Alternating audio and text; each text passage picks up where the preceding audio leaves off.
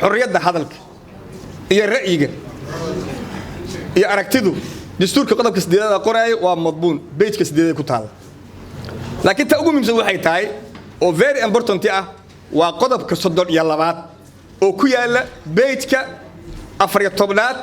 oo sheegaya helidda macluumaadka ay dawladdu hayso very interesting gabadhaas yarta ah I think inaan kugu arkay obaad usoo bareeb isku aragin yes gabadhaas yarta waxay ka hadashay wax arrin very important ah macluumaadka ay dawladdu hayso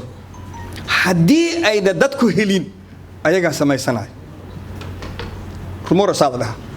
qiila waqaala fadhi ku diray qaadanaya marka saa waxa la rabaa dawladdu inay samayso political manipulation oo ay information ka iyadu ay haysato dadkuna haday suuqa ka soo qaataan in lagu xiro ma shaqeynayso dawladda waxa laga rabaa inay leedahay accountability and transparency waxa ay hayso yaa haysta horta yaa iskale who own the state qaranka dawladda iskale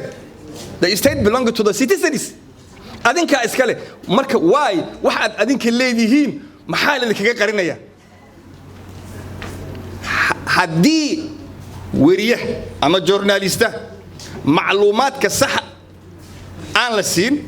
ama oo waayo ee oo hadal aan sax ahayn oo sheego eeda asagu ma laha ee waxa iskale ninkii ka qarsaday ama u diiday ama sii waayay macluumaadka saxda ee dawladda hayso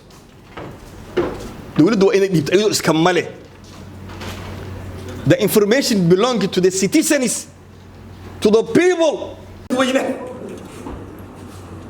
afhayeenka dadweynahana ma noqon kartid haddii aadan hubaysnayn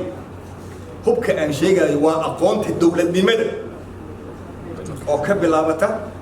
dastuurka inay xifdisiin hadda waxaa idin sheegaya maxaa idin dhahay qodobka 8aad ku yaala page-ka 8aad qodobka 32aad ku yaala page-ka 14aad sax waa inaad saas u xifdisiin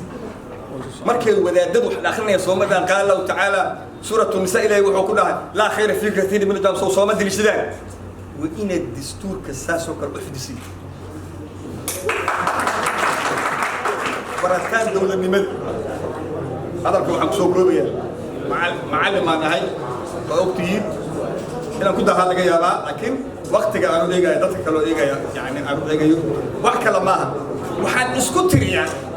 inkastoo macallin ahay inaan ka tirsanahay bahda warbaahinta marka